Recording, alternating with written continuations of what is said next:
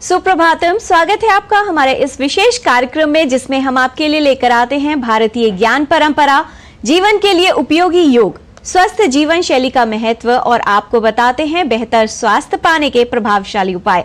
साझा करते हैं संस्कृत का ज्ञान, साथ ही होती है भारतीय संस्कृति की झलक।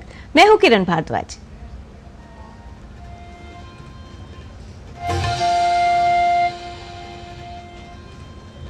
समय पाए फल होत है, समय पाए झरी जाए, रहे सदा नहीं एक सी, का रहीम पछिताए। कहा जाता है कि जीवन में, प्रकृति में हर कार्य समय से ही होता है। समय पर ही फल पकते हैं और समय से झड़ भी जाते हैं। इसलिए अपने जीवन में भी प्रत्येक कार्य समय से करना चाहिए। जो लोग समय का सदुपयोग नहीं करते, समय को व्यस्त करते हैं, इसीलिए उनका जीवन भी नष्ट हो जाता है। यदि जीवन में सफलता प्राप्त करनी है तो समय का सदुपयोग, ज्ञान और सम्मान आवश्यक है। आज का पंचांग युगाब्द 5125, विक्रमी संवत 2080, शक संवत 1945, उत्तरायण, चैत्र मास, कृष्ण पक्ष, सप्तमी तिथि, सोमवार, मूल नक्षत्र। आज का दिन आप सभी के लिए मंगलमय हो। हमारे विचार जल के समान होते हैं। जल में यदि गंदगी मिल जाए तो वो दूषित हो जाता है और यदि सुगंध मिल जाए तो गंगा जल बन जाता है। ठीक उसी प्रकार अच्छे विचार भी हमारे जीवन को बेहतर बनाते हैं। सज्जन की संगति के समान होते हैं। जिस प्रकार सज्जन व्यक्ति की संगति से सदैव ही लाभ होता है, क्योंकि उनके परामर्श में सभी का हित छुपा होता है, ठीक उसी प्रकार अच्छे विचार, सकारात्मक विचार और सुदृढ़ विचार हमारे जीवन में सच्चे मित्र सिद्ध होते हैं। सतां हि दर्शनं पुण्यं तीर्थभूताश्च सज्जनाः कालेन फलते तीर्थं सद्यः सज्जन संगतिः। सज्जनों के दर्शन से ही प्रसन्नता प्राप्त होती है, क्योंकि सज्जन साक्षात तीर्थ स्वरूप होते हैं। वस्तुतः तीर्थ की महिमा तो समय आने पर प्रतिफलित होती है, पर सज्जनों की संगति तो तत्काल फलदायिनी प्रतीत होती है। Even the sight of the noble ones gives happiness just like holy places, but one has to travel to holy places in order to find joy, while mere acquaintance of the noble ones brings joy immeasurable. Mahabharat हमारे देश का ही नहीं अपितु विश्व भर के लिए महाकाव्य ग्रंथ माना गया है। ये सिर्फ काव्य ग्रंथ ही नहीं है, बल्कि इसमें धर्म ग्रंथ के अलावा जीवन से संबंधित मुख्य विषयों का ज्ञान है, जो सर्व मनुष्य जीवन के लिए वास्तविक अर्थ समझाता है और उसे सार्थक बनाता है। इसमें कर्म योग की विशेष शिक्षा और वर्णन प्राप्त होता है। आइए देखते हैं महाभारत के परिचय पर आधारित हमारी सहयोगिनी लता विशिष्ट की ये विशेष रिपोर्ट।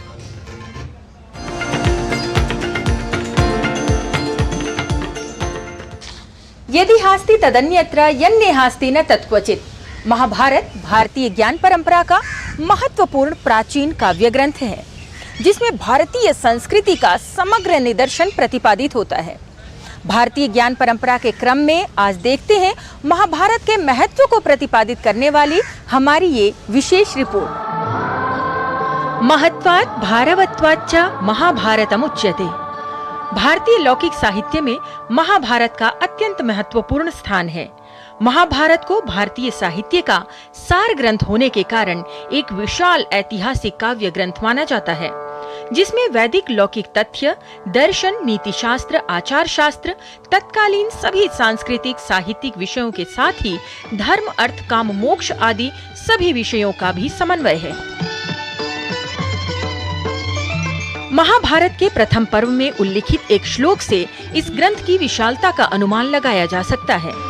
धर्मे अर्थे च कामे च मोक्षे च भरतर्षभ यदि हास्ति तदन्यत्र यन्ने हास्ति न तत्क्वचित्। अर्थात धर्म, अर्थ, काम और मोक्ष के संबंध में जो कुछ महाभारत में कह दिया गया है उसके बाद कुछ भी कहने को शेष नहीं रह जाता है।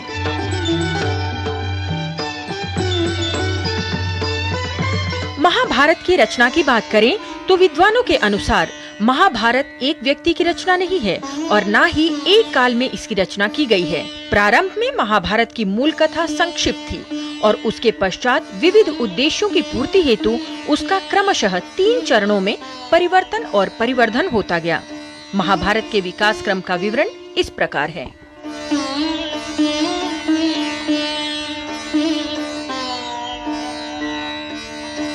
सर्वप्रथम महाभारत का मूल रूप जय के नाम से प्रसिद्ध था।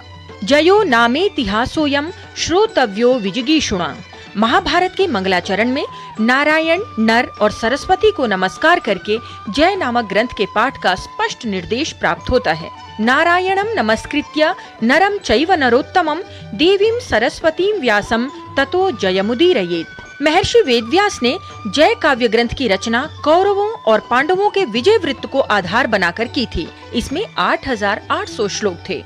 अष्टौ श्लोक सहस्राणि अष्टौ श्लोक शतानि च अहम वेद्मिषु को वेत्ति संजयो वेत्ति वा न वा। महर्षि वेदव्यास ने इस ग्रंथ को वैशंपायन को सुनाया था। इसमें अधर्म पर धर्म की विजय का निरूपण था। अतः जय ग्रंथ का मुख्य विषय धर्म चर्चा था।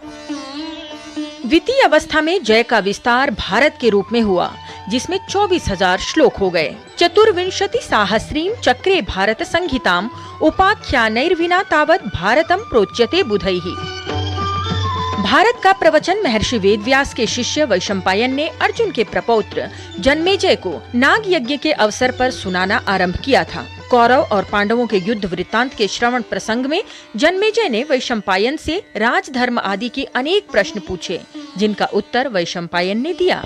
जय नामक मूल ग्रंथ में उन समस्त प्रश्नों के उत्तर भी सम्मिलित कर दिए। इस प्रकार जय ग्रंथ के प्रवर्धित रूप महाभारत का निर्माण हुआ। विकास क्रम के अंतिम अवस्था में 1 लाख से अधिक श्लोकों का महाभारत प्रस्तुत हुआ और वर्तमान में ये ग्रंथ इसी रूप में उपलब्ध है। भारत को महाभारत के रूप में परिणत करने का अवसर नैमिषारण्य नामक पवित्र स्थान में होने वाला 12 अथवा 12 वर्षीय यज्ञ था, जिसका अनुष्ठान शौनक आदि ऋषियों ने किया था। इस यज्ञ के प्रवक्ता सौती ऋषि थे। 12 वर्षों के दीर्घ काल में सौती ऋषि ने वैशंपायन से सुने हुए भारत ग्रंथ को परिवर्धित कर शौनक आदि ऋषियों को सुनाया। परिणाम स्वरूप इस अंतिम अवस्था वाले ग्रंथ में कौरवों पांडवों के मूल कथानक के साथ ही भारतीय ज्ञान परंपरा पर आधारित धर्म, अध्यात्म, इतिहास, भूगोल, आख्यान, नीति शास्त्र, आचार विचार आदि समस्त सांस्कृतिक विषयों को समाविष्ट किया गया। इस प्रकार अपनी विशालता और महनीयता के कारण ही भारत ग्रंथ 18 पर्वों में विभक्त होकर महाभारत के रूप में प्रसिद्ध हुआ, जो आज भी समाज के प्रत्येक वर्ग के लिए अनुकरणीय है। लता वशिष्ठ, डीडी न्यूज।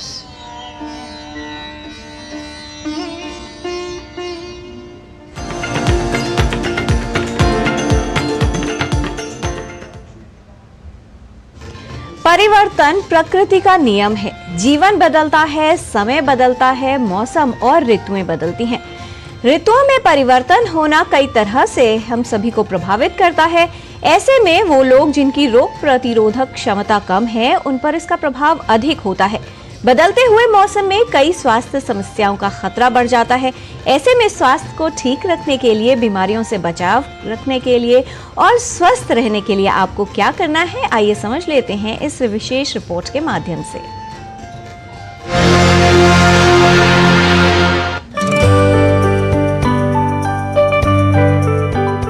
मौसम बदल रहा है, हल्की गर्मी महसूस होने लगी है। वहीं बीच बीच में मौसम बदलने और बारिश के कारण ठंड का प्रभाव भी चल रहा है। दिन में तेज धूप तो सुबह और शाम हल्की सर्दी। ऐसे में लोगों के लिए कई स्वास्थ्य समस्याओं का खतरा बढ़ सकता है। इस मौसम में पित्त उछल जाती है, किसी को गर्मी में वीकनेस महसूस होती है, उल्टी जैसा मन होता है या सनबर्न हो जाता है, जिन्हें ज़्यादातर होम रेमेडीज़ या हल्के इलाज से ठीक किया जा सकता है। मगर जब गर्मी का प्रकोप बहुत ज़्यादा हो या हमारे शरीर में जो स्वेटिंग, जो पसीना है, उसकी प्रक्रिया गड़बड़ हो जाए या शरीर का तापमान बहुत ज़्यादा बढ़ जाए, तो कई बार काफ़ी सीरियस या जानलेवा दिक्कतें भी हो सकती हैं, जैसे कि हीट स्ट्रोक या हीट एग्जॉशन। अगर किसी को पानी की कमी होती है तो उसमें मुंह सूखना, जो त्वचा है वो ड्राई हो जाना, थोड़ा घबराहट, चक्कर जैसा महसूस होना, और जब ये डिहाइड्रेशन ज़्यादा हो जाता है तो उसमें पेशाब की क्वांटिटी कम हो जाती है, डार्क कलर यूरिन होना शुरू हो जाता है।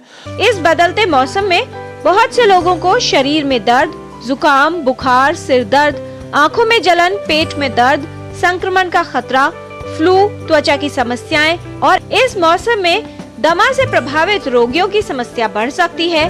बीमारियों का खतरा उन लोगों को अधिक होता है जिनकी रोग प्रतिरोधक क्षमता पहले से कमजोर होती है। हम गर्मी के मौसम में अपने स्वास्थ्य का अच्छे से ध्यान रखें, संतुलित आहार लें, वो खाना लें जो हल्का है, जो ज़्यादा ऑयली नहीं है, थोड़ी थोड़ी क्वांटिटी में फ्रीक्वेंट मील्स लेने चाहिए और पानी खूब पीना चाहिए। पानी खूब पीने से मेरा मतलब ये है कि जो भी इस मौसम में घर में बने हुए पेयजल हैं, जैसे लस्सी है, छाछ है, शरबत है, ठंडाई है, तो उन्हें पीना चाहिए। और डिहाइड्रेशन से बचने के लिए बहुत ज़रूरी है कि हम पूरे दिन में अपना वाटर इनटेक अच्छा रखें। ज़्यादा गर्मी में 2.5 से 3 लीटर पानी पीना चाहिए, ताकि 1 से 1.5 लीटर के आसपास यूरिन पास हो जाए 24 घंटे में। बच्चों में संक्रमण की संभावना रहती है। धूप से आकर तेज पंखे में बैठना या ठंडा पानी पी लेना समस्या उत्पन्न कर सकता है। जुकाम और फ्लू जैसी बीमारियों से बचने के लिए साफ सफाई का विशेष ध्यान रखना आवश्यक है, क्योंकि काफी लोगों में सर्दी, जुकाम, बुखार की समस्या हो रही है। ऐसे में व्यक्ति को यदि सर्दी या जुकाम हो तो खांसते या छींकते समय नाक व मुंह से निकली बूंदों में वायरस या कीटाणु स्वस्थ व्यक्तियों के शरीर में प्रवेश कर जाते हैं और उनको भी रोगग्रस्त कर देते हैं। ऐसे में संक्रमित व्यक्ति से दूरी बनाए रखना, खांसते और छींकते समय मुंह को ढककर रखना, साथ ही साफ सफाई का विशेष ध्यान रखने की आवश्यकता है। संतुलित आहार लेंगे, स्वच्छ खाना और अपने सफाई, पर्सनल हाइजीन जैसे साबुन से हाथ धोना और बाकी प्रतिदिन नहाना, नाखून काट कर रखना, और कोई भी लक्षण हो तो बिना संकोच किए मेडिकल असिस्टेंट, चाहे वो हम डॉक्टर से, नर्स से, किसी और हेल्थ केयर प्रोफेशनल से सलाह लें और उसको मानें। तो ऐसा करके हम गर्मी से होने वाली बहुत सारी दिक्कतों से अपने आप को, अपने परिवार के लोगों को समस्याओं से बचा सकते हैं। यदि आपको सर्दी, जुकाम जैसे लक्षण हो तो भीड़ भाड़ वाले इलाके में ना जाएं। यदि किसी व्यक्ति को पहले से ही सर्दी, जुकाम हो तो उससे हाथ न मिलाएं, साथ ही सुरक्षित दूरी बनाकर रखें। ऐसे मौसम में अपने आहार पर विशेष ध्यान देने की आवश्यकता है। भोजन को लेकर लापरवाही पेट के संक्रमण और बीमारी का कारण बन सकती है। आवश्यक है कि अपनी रोग प्रतिरोधक क्षमता को मजबूत बनाएं, आहार पर विशेष ध्यान दें और व्यायाम करें। स्वस्थ जीवन शैली अपनाकर इस मौसम में बीमारियों के खतरे को कम किया जा सकता है। किरण Bhardwaj, DD news.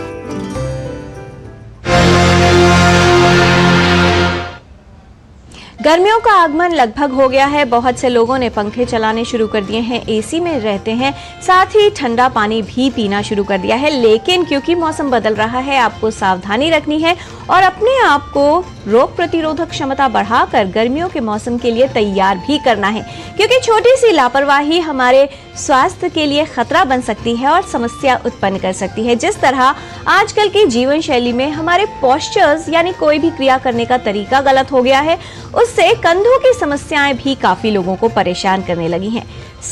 Slouching shoulders की समस्या को कैसे आप दूर कर सकते हैं और कंधों को ठीक रखने के लिए कौन सी योगिक क्रियाएं उपयोगी हो सकती हैं, आइए समझ लेते हैं।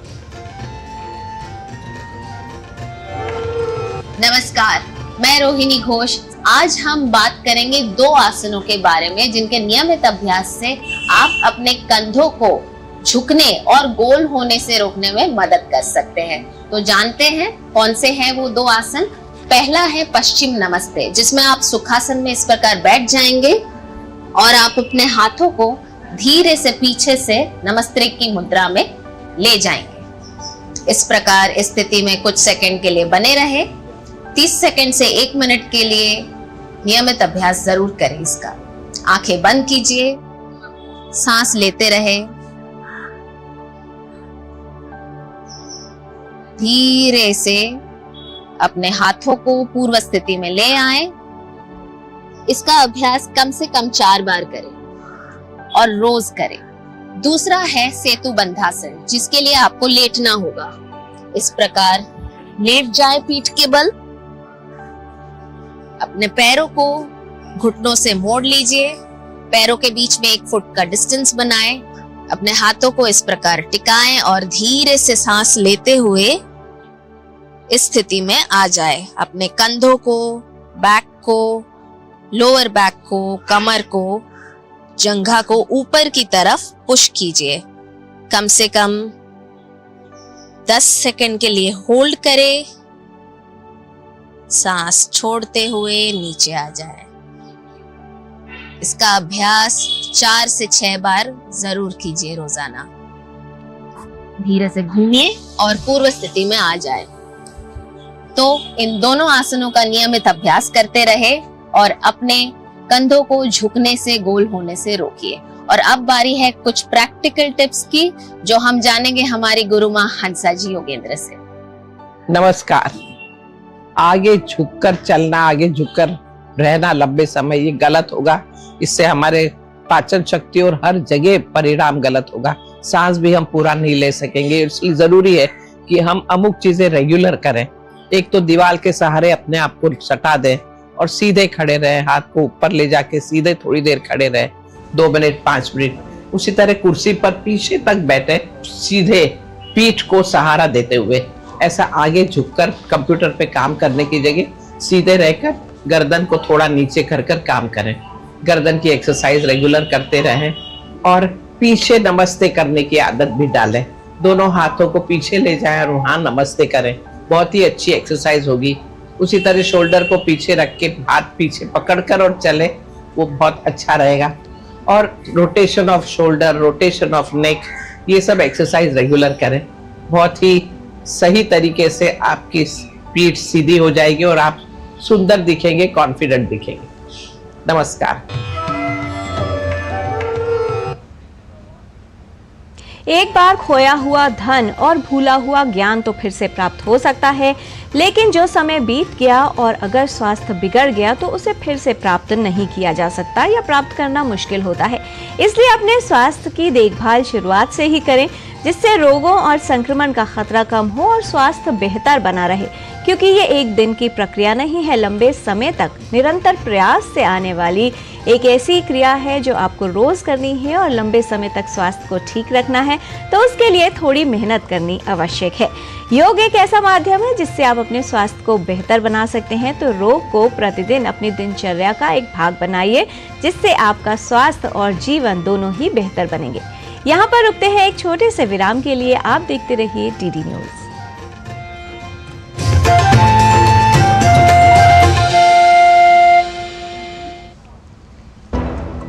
स्वाद से सबको दीवाना कर दे, दीवाना कर दे। पता का चाय, गजब का स्वाद। मैं क्या जी, सब जानते हैं, जहां दिखे मारियो, अपना समझ के खा लियो। Delivery boy has picked your order. अरे भाई, पता है भूख लगी है। 30 मिनट का मैसेज नोटिफिकेशन आया था ना। मैसेज के सहारे थोड़ी बैठ सकते हैं। कल आपने कुछ शेयर्स बेचे थे ना? हाँ, तो चेक किया? मैसेज आया तो था। सिर्फ मैसेज काफी नहीं है। आप शेयर मार्केट में कोई भी ट्रांजैक्शन करते हैं ना, तो स्टॉक एक्सचेंज से आए SMS या ईमेल को अपने डीमैट अकाउंट और बैंक स्टेटमेंट के साथ भी टैली कीजिए। बेटा, भूख में ना दिमाग बंद हो जाता है। सोचकर समझकर इन्वेस्ट कर।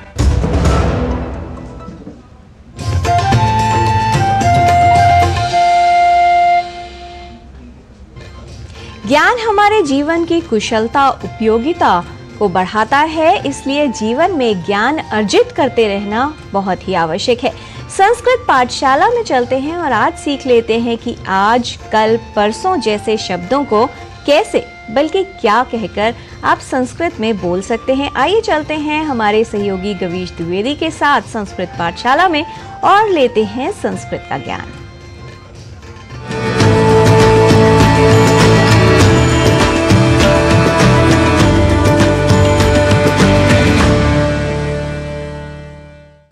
नमो नमः मित्राणि, संस्कृत पाठशालायां भवतां सर्वेषां स्वागतम। क्या आप जानते हैं आज इस पद के लिए कौन सा संस्कृत शब्द प्रयुक्त होगा? यह होगा अद्य। अद्य अर्थात आज। बीते हुए कल के लिए संस्कृत में कहते हैं ह्यः। उससे एक दिन पहले और चले जाएं तो शब्द है परह्यः, और यदि एक दिन पहले चले जाएं तो शब्द हो जाता है प्रपरह्यः। फिर से आते हैं हम आज पर, अद्य। भूत के बाद अब बात करते हैं भविष्य की, अर्थात आने वाले कल की। तो आने वाले कल के लिए संस्कृत में शब्द है श्वः। परश्वः अर्थात परसों, प्रपरश्वः अर्थात परसों से अगला दिन। यह निश्चित ही आप सभी के मन में भ्रम उत्पन्न कर रहा होगा, इसलिए आइए इसे सप्ताह के दिनों के साथ सीखते हैं। तो यदि आज सोमवार है, यह वाक्य बनाना है तो कहेंगे अद्य सोमवासरः। अद्य सोमवासरः। कल रविवार था, ह्यः रविवासरः। ह्यः रविवासरः। परसों शनिवार था, परह्यः शनिवासरः। परह्यः शनिवासरः। परसों के पिछले दिन शुक्रवार था, प्रपरह्यः शुक्रवासरः। पुनः आज पर आकर फिर भविष्य के दिनों पर चलते हैं। अद्य सोमवासरः। अद्य सोमवासरः। श्वः मंगलवासरः। श्वः मंगलवासरः। परश्वः बुधवासरः। परश्वः बुधवासरः। प्रपरश्वः बृहस्पतिवासरः। प्रपरश्वः बृहस्पतिवासरः। अब आप भी मेरे साथ अभ्यास करिए। अद्य, ह्यः, परह्यः, प्रपरह्यः। अद्य, श्वः, परश्वः, प्रपरश्वः। मित्रों, आप करते रहिए अद्य, श्वः, परश्वः इत्यादि पदों का अभ्यास। ऐसे ही कुछ और रोचक पाठ लेकर आपसे श्वः मिलेंगे संस्कृत पाठशाला में। तब तक के लिए शुभम भूयात्। नमो नमः।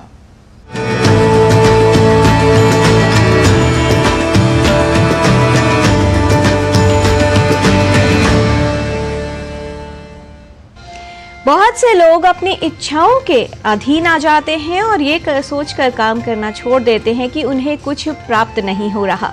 ऐसे में ये समझने की आवश्यकता है कि जीवन की वास्तविकता है कि इच्छाएं कम नहीं होंगी, कुछ समस्याएं भी हल नहीं होंगी, लेकिन जीवन में चलते रहना है निरंतर इस विश्वास के साथ कि जो कठिनाइयां आज हैं वो कल नहीं होंगी। हर काम को समय से करना आवश्यक है, जीवन में निरंतर चलते रहना आवश्यक है। और अब समय हो गया है हमारे चलने का, आपसे अनुमति लेने का। आज के कार्यक्रम में फिलहाल इतना ही। नमस्कार।